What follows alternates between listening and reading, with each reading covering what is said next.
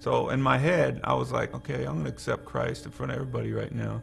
Then I'm going to go home and snort drugs until I don't want to do them anymore.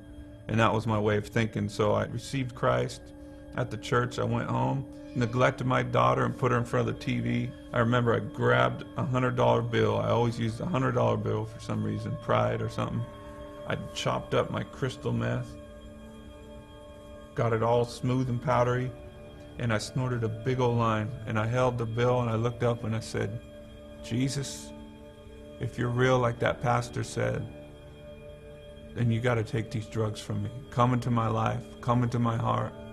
And I just got quiet. I said, search me right now, search my heart. And I stayed silent. And I said, you know I want to quit. You know I want to be a good dad for this kid. She lost her mother to drugs, and she's going to lose me if I don't quit. Amen.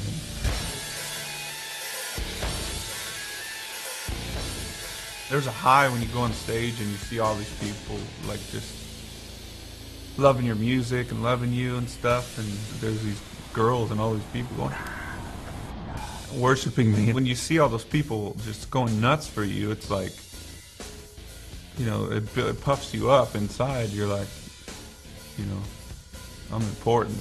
That's where drugs can creep in, and, you know, cocaine or whatever, methamphetamines crept in, and it all came from after drinking for me and my friends. And it seems like fun in the beginning. It's a lie because it turns around on you. It starts to wear on your personality, starts to wear on your relationships, and everything is affected by it negatively.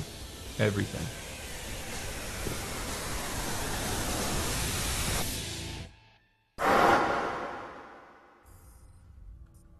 There was a few times where life seemed good. My daughter Janaea, she came into the world, and I was like, it was just such a euphoric feeling. I thought my life could just feel like that forever, you know. It was like it was spiritual. Just, I didn't know what was happening. I just felt so much love just fill my emotions, and I thought I was gonna be happy, but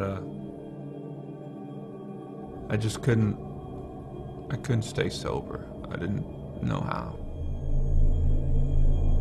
I hit rock bottom. I had swore that I would never do methamphetamines again because I saw what it did to my child's mother. It just took her feelings away and made her leave her kid. I just wanted her dead. I wanted to kill her. I thought she was the scum of the earth. And you know, how could she do drugs like that and let the drugs win her like that? So I never was going to do meth again. I ended up with a everyday crippling addiction to methamphetamine, and everything that I said about my ex-wife came true for me. I sunk to the lowest gutter I could ever think of. I would spend time with my kid, and I would still be on it because I needed it to function. I'd get up in the morning, have a peanut butter and jelly sandwich and snort meth, and then take her to school or whatever. It was just, I was a junkie. I started losing my mind. This guy would show up at my house with like a gun and stuff, and then I ran out in Europe, had my drug dealer just crazy send me drugs through the mail. I'd be tweaked out in my hotel room watching this package come from the U.S. It was just nuts. My life just was like spinning out of control. Janaea had come out on one of the tours in the U.S. I just remember her skipping around the house singing one of our Korn songs called Adidas. All day I dream about sex. And I'm like going, what am I doing? I'm a junkie. My daughter's singing All Day I Dream About Sex. And I'm gonna die.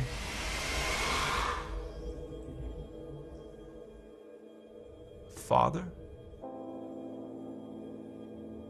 My real estate broker, Eric, he said, Brian, I don't mean to be weird with you, and I hope you don't take this the wrong way, but I felt the scripture like jump out at me. I've never done this before, you know, so I don't really know how to do this, but I felt like this would mean something to you. It's Matthew 11:28. Come to me, all who are weary and burdened, and I will give you rest. I remember all tweaked out. I looked up in the dictionary, weary. I looked up burdened, and I pulled the scripture apart, and I was like, oh, I'm weary and burdened, and I need rest for my soul. And I didn't know if it was real, but you know, they invited me to church a couple weeks later, and I had received Christ at the church. I went home, neglected my daughter, got it all smooth and powdery. Jesus, you got to take these drugs from me. Search me right now. Search my heart.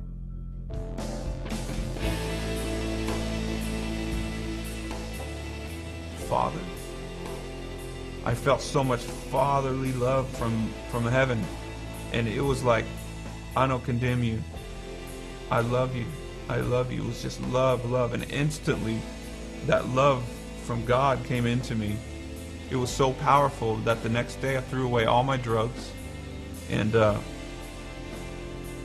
I quit corn. I was like, I'm quitting corn, and I'm gonna raise my kid, because my kid, like, I got the love from God coming to me, and then it came out of me to my kid. It changed me. My heart was changed like that, and I was like, Janaea, Daddy's gonna be home with you all the time. I'm quitting my career.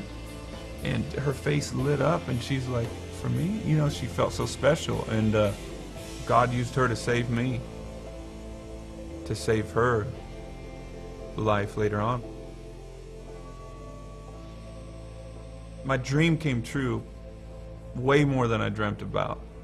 I made more money. I played bigger shows. I mean, houses, cars. I tried drugs, I tried sex, I tried everything to try to get pleasure out of this life.